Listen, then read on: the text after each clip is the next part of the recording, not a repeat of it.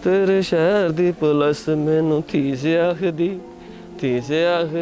तेरे पिंड दे मुंडे मैनू चोर दस दे। बेबे खलो जा, मजा मैं खड़ा कर देना, खलो जा बेबे। नहीं पुत्र, मैं आपे ही चुक लांगी, कोई गल नहीं। अल्लाह फिर बेबे तेरी बकरी दे पट्ठे। ते बेबे आया नहीं तेरे पुत दा फोन? किन्नी कुछ देर इस तरह कलियां कढेंगी? हाँ पुत्र, जल्दी आ जाना, मेरे पुत्र ने भी होंदी रहंदी है मेरी गल, मेरी भी जान छुटे स्यापियां तो, मैं भी कैनेडा चली जावां, सुख दे 4 दिन ते देख लवां। चंगी गल है बेबे, तेरा पुत तेनू बाहर लै जाए, किन्नी कुछ देर पिंड वाले तेरा काम करनगे। अच्छा पुत्र, तेरी भी जान छुट्टी जानी है, जदों मैं जाना है ना तो बकरी तेनू ही दे के जानी है। वाह बेबे आ गल ते बड़ी चंगी कीती आ। चलना मैं हुण, नाले मैं अपने डंगरां नू पट्ठे पाने ने, पर अपना अपना वादा ना भुल्ली। नहीं नहीं पुत्र, बस दुआ करी छेती नाल मेरा पुत्र घर आ जाए, मैं बकरी तेनू ही देनी है, तेरी अमानत है मेरे कोल। ठीक है फिर।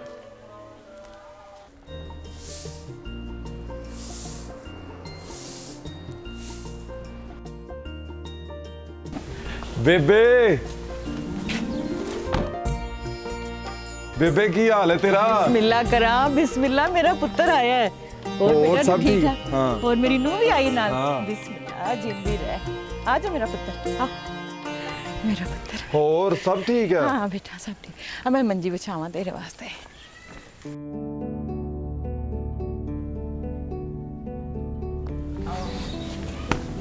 हाँ मेरा पुत्र बह।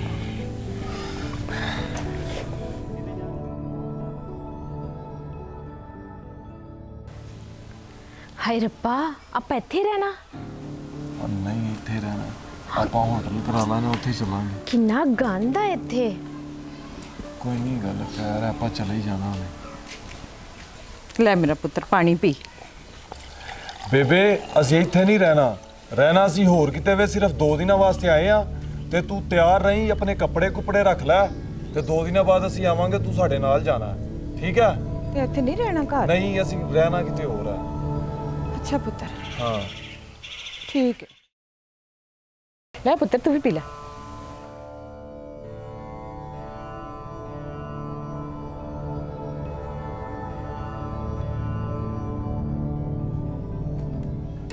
ਚੰਗਾ ਬੇਬੇ, ਅਸੀਂ ਚੱਲਦੇ ਆਂ ਤੇ 2 ਦਿਨਾਂ ਬਾਅਦ ਆਵਾਂਗੇ, ਤੂੰ ਤਿਆਰ ਰਹੀਂ, ਠੀਕ ਹੈ? ਆਪਣੇ ਕੱਪੜੇ ਕੁਪੜੇ ਰੱਖ ਲਈ। ਚੰਗਾ ਫਿਰ।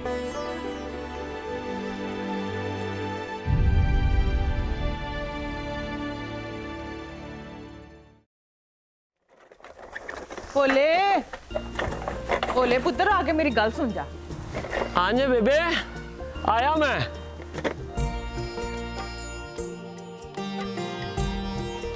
ले पुत्र भोले,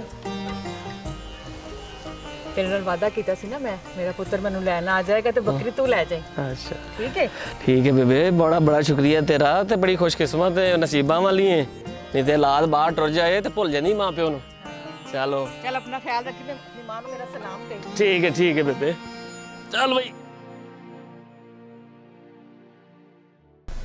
ਅੱਛਾ ਤੁਸੀਂ ਮੈਨੂੰ ਇਹ ਦੱਸੋ ਕਿ ਤੁਸੀਂ ਹੁਣ ਆਪਣੀ ਮਾਂ ਨੂੰ ਨਾਲ ਲੈ ਕੇ ਜਾਣਾ? ਉਹ ਨਹੀਂ, ਨਾਲ ਲੈ ਕੇ ਜਾਣਾ, ਇੱਥੇ ਹੀ ਕਿਤੇ 올ਡ ਹੋਮ ਛੱਡ ਦਾਂਗੇ, ਆਪਾਂ ਆਪਣੀ ਲਾਈਫ ਖਰਾਬ ਕਰਨੀ ਹੈ। ਇੰਨੇ ਪੈਸੇ ਨੇ, ਉਹਨਾਂ ਨੂੰ ਖਰਚਾ ਦੇ ਦਿਆ ਕਰਾਂਗੇ, ਆਪੀ ਸਾਂਭੀ ਜਾਣਗੇ। ਅੱਛਾ ਫੇਰ ਸਹੀ ਹੈ। ਹਾਂ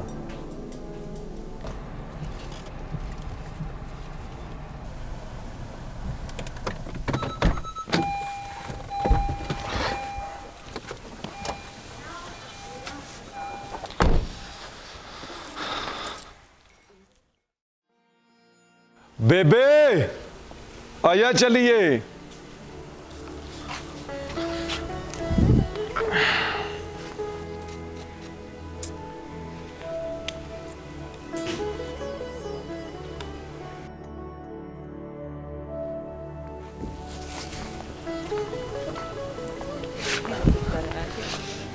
जिंदा रह मेरा पुत्र।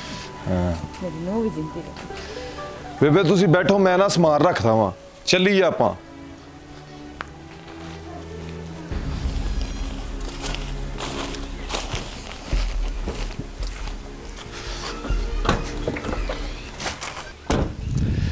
ਲੈ ਬੇਬੇ, ਹੁਣ ਤੇਰੀ ਕੰਮਾਂ ਤੋਂ ਜਾਨ ਛੁੱਟੀ, ਨਾਲੇ ਬੱਕਰੀ ਦੇ ਪੱਠਿਆਂ ਦਾ ਫਿਕਰ ਮੁੱਕਿਆ।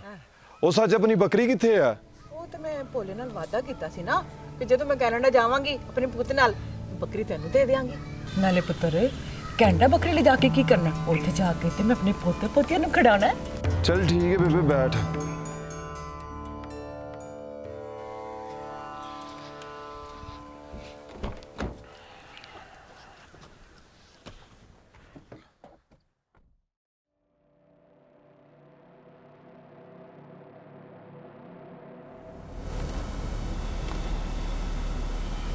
ਉੱਤਰ ਬੇਬੇ। ਅਸੀਂ ਇੱਥੇ ਕੀ ਕਰਨਾ?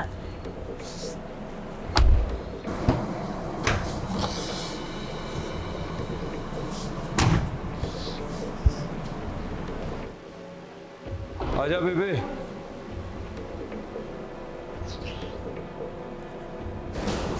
ਪੁੱਤਰ ਇਹ ਕਿਹੜੀ ਜਗ੍ਹਾ ਹੈ? ਅਸੀਂ ਇੱਥੇ ਕੀ ਕਰਨ ਆਏ ਆ? ਬੇਬੇ ਅੱਜ ਤੋਂ ਬਾਅਦ ਤੂੰ ਇੱਥੇ ਹੀ ਰਹਿਣਾ।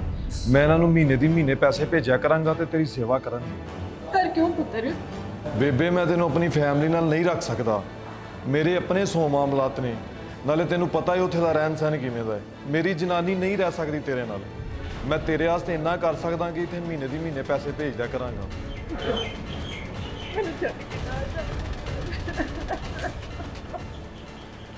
ਆ ਜਾਓ ਹੁਣ, ਸਾਨੂੰ ਦੇਰ ਹੋ ਰਹੀ ਆ, ਫਲਾਈਟ ਲੇਟ ਹੋ ਰਹੀ। ਫਲਾਈਟ ਲੇਟ ਹੋ ਰਹੀ ਹੈ। ਹੈਲੋ ਸਰ, ਪੈਸਿਆਂ ਦੀ ਟੈਨਸ਼ਨ ਨਹੀਂ ਲੈਣੀ, ਤੁਸੀਂ ਮੇਰੀ ਮਾਂ ਦਾ ਖਿਆਲ ਰੱਖਣਾ, ਠੀਕ ਹੈ? ਮੈਂ ਫਿਰ ਕਰਦਾ ਤੁਹਾਨੂੰ ਕਾਲ। ਚੰਗਾ ਮਾਂ, ਮੈਂ ਚੱਲਦਾ ਵਾਂ, ਮੇਰੀ ਫਲਾਈਟ ਲੇਟ ਹੋ ਰਹੀ ਹੈ ਤੇ ਮੈਂ ਜਾ ਕੇ ਫੋਨ ਕਰਾਂਗਾ, ਠੀਕ ਹੈ?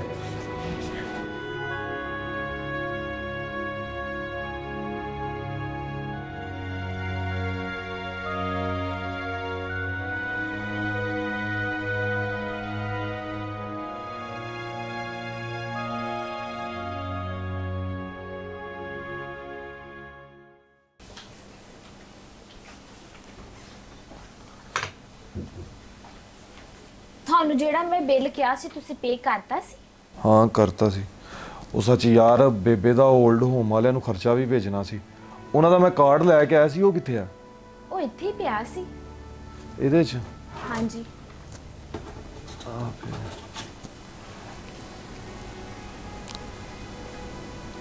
ਮੈਂ ਇਹਨਾਂ ਨੂੰ ਫੋਨ ਕਰ ਲਾਂ। 46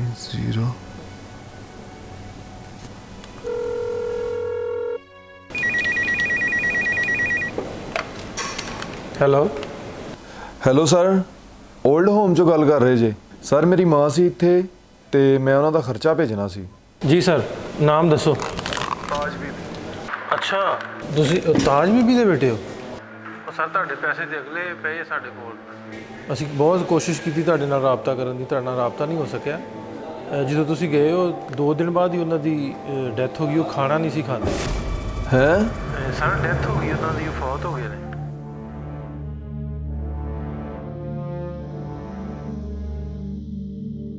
ਕੀ ਹੋਇਆ, ਤੁਸੀਂ ਕਿਉਂ ਰੋ ਰਹੇ ਹੋ? ਮਾਂ ਮਰ ਗਈ।